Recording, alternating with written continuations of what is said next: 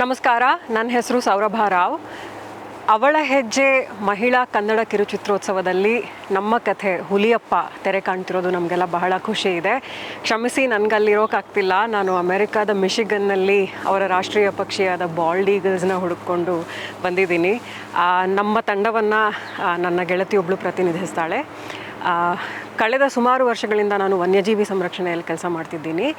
ವನ್ಯಜೀವಿ ಸಂರಕ್ಷಣೆಯಲ್ಲಿ ನನ್ನ ಫೋಕಸ್ ಇರೋದು ಮನುಷ್ಯರು ಮತ್ತು ವನ್ಯಜೀವಿಗಳ ನಡುವೆ ಇರೋ ಸಂಬಂಧ, ಸಹಬಾಳ್ವೆ. ಅದರೊಳಗೆ ಕೆಲವು ಸಲ ಹೇಗೆ ಸಂಘರ್ಷಗಳು ಉಂಟಾಗ್ತವೆ ಅನ್ನೋದು, ಅಂಥದ್ದೊಂದು ಕಥೆಯ ಎಳೆಯನ್ನು ನಮ್ಮ ಮಲೆನಾಡಿನ ಉತ್ತರ ಕನ್ನಡ ಜಿಲ್ಲೆಯ ತುಂಬ ದಟ್ಟವಾದ ಕಾಡುಗಳ ಒಳಗೆ ಇರೋ ಹಳ್ಳಿಗಳಲ್ಲಿ ನಾವು ಹುಲಿಯಪ್ಪನ ಚಿತ್ರೀಕರಿಸಿರೋದು. ಅಲ್ಲಿ ನೆಲೆಸಿರುವಂತಹ ಎಲ್ಲ ಸಮುದಾಯಗಳ ಜೊತೆ ಮಾತಾಡಿದ್ದೀವಿ. ವರ್ಷಾನುಗಟ್ಟಲೆ ಸುಮಾರು ಜನರನ್ನು ಮಾತಾಡಿಸಿ, ಸಿದ್ಧಿಗಳು, ಗೌಳಿಗಳು, ಅವರನ್ನು ಸೇರಿದಂತೆ ಅನೇಕ ಟ್ರೈಬಲ್ ಕಮ್ಯುನಿಟೀಸ್ ಅಂತ ಏನು ಹೇಳ್ತೀವಿ, ಅವ್ರ ಜೊತೆ ಎಲ್ಲ ಕೆಲಸ ಮಾಡಿದ್ದೀವಿ.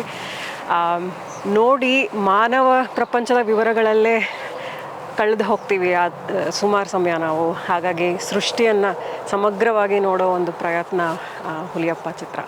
ನೋಡಿ ನಿಮಗೇನನ್ಸುತ್ತೆ, ನಿಮ್ಮ ಅನಿಸಿಕೆಗಳನ್ನು ಹಂಚ್ಕೊಳ್ಳಿ. Thank you very much.